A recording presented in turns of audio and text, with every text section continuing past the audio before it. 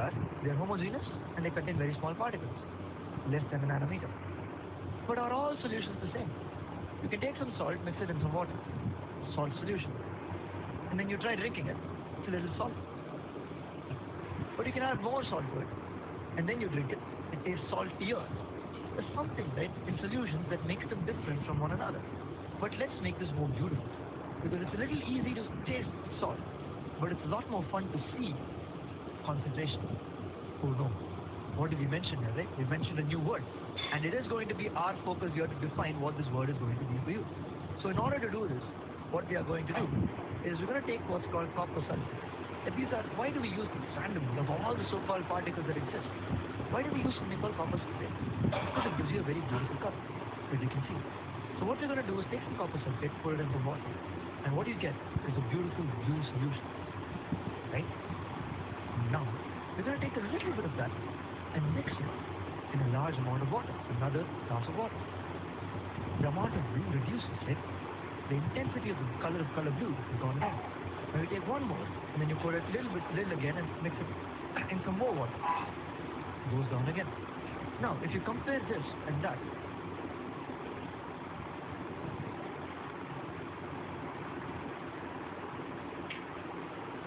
both are copper sulfate solutions. Both are blue in color. But one of them has more intensity, is a lot bluer in one sense of the word than this. So what's the difference between them? Now you know that there is more copper sulfate in this one, little beaker of water than is there in this. And you've also used the word I'm more concentrated. There's a more concentrated solution. You might have used this. The more and more salt you add, the more and more concentration that you create, right? Because that's how they sell fruit juice syrups and all that. It's a concentrated syrup. Then you mix it in water and you drink it, right? So you understand intuitively what concentration is, and it's our job to make it more physical, more definable for you. Now that you understand this, one of the first things we're going to do is, clearly, if I keep doing this, right? If I take some copper sulfate, put it in some water, it becomes a little blue, little more blue, little more blue, little more blue. After a point of time, it does not dissolve. It stays on top. So what have I done? It has reached the point where as much as copper sulfate that could be dissolved has been dissolved, has entered the solution state. Nothing more can happen. I can also try this with salt. Keep adding salt. After a while, the salt doesn't dissolve anymore. Great. So there exist states in which a solution can exist. Now, in our previous example, where you had the 3 cases of copper sulfate, that one, which had very, very little copper sulfate in it, is called a dilute, where it's just very, very little. And this one's called a concentrated solution. Now, these two are great, right? Because it's a comparative thing. If something is diluted, something is more concentrated than it. But now what we're showing you here, where you add and add and add and then it stops, the exact moment at which it stops, at that point, in any time more than that, it's called a saturated solution. It's saturated. If you go check the meaning of the word saturated, it means that it's done, it's over. Nothing more can be added to it, right? So we have a saturated solution, we have a dilute solution, and we have a concentrated solution. Now, try something pretty interesting. Get a little burner and try burning, heating up the solution, right? So there's a little bit of pieces stuck on top, right? That's what you saw in a saturated solution. You increase the temperature, what begins to happen?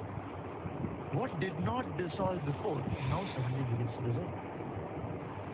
That's interesting, right? How exactly does temperature create more dissolving?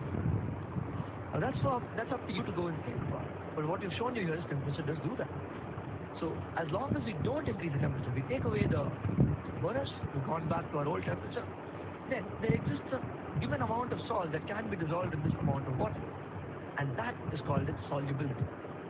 And now, if you were to take some sugar, some salt, and try to put some amount of sugar in it and some amount of salt in 2 individual beakers, you try putting, sugar might stop dissolving before salt does. In other words, different substances have different solubility in different solvents. So you have different solutes, the same solvent, both of them are dissolving at different rates. Oh my God. We just introduced solute to you and solvent to you, and already we're using it so much. Well, yeah, you can watch them again if you really didn't understand these terms. But the idea is to get you familiarized with all these terms. So you have what's a solute, which is what's introduced. You have a solvent, which is what is the majority of the solution. And you have a dilute solution, We also have a concentrated solution. You take the concentration to its maximum, you have what's called a saturated solution.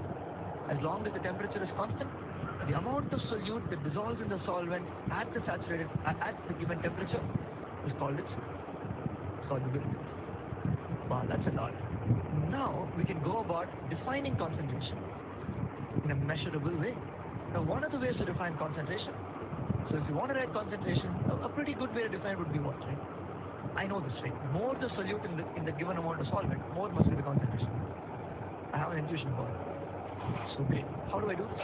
I can write the amount of concentration for any given amount of solution. So if I take this amount of solution, add some amount of solute, then the amount of solute divided by the amount of solution is one way of representing concentration.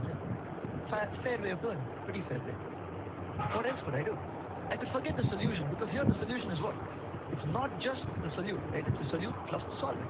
So it's solute by solute plus solvent. That's pretty much what we meant when we said solution. Great. So solution is what? Solute plus solvent. We could do it slightly differently.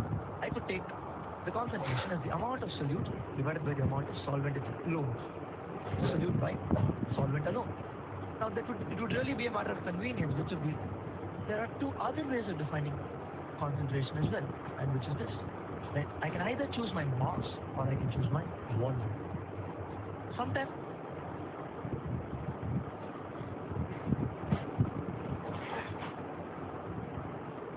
I'm more worried about how much mass of solvent I'm dissolving something in. And other times I'm worried about how much volume I'm dissolving something in. If I'm transporting something, I probably care about both, depending on what the substance is. Substance is really, really heavy. I care about how much mass there is. But with substance, if I'm carrying it in large amounts, large loads, I also care about how much volume there is, right? Because if it's really large, even if it's very light, how am I going to carry it? So sometimes one thing matters, sometimes the other thing matters. So one way to define concentration is mass of solute in a given mass of solution, right? So it's all mass related. And the other way of defining it is mass of solute in a given volume of solution. Now both these are fundamentally different based on where we want to use them. So you have two different definitions here again. I'm going to repeat them because one of them is mass oriented, mass of solute divided by mass of solution, and the other one is mass of solute divided by volume of solution. And with these, you get an intuition about what concentration of the solution is. So we've defined concentration as in terms of mass and in terms of volume. There's one little piece we can add to it.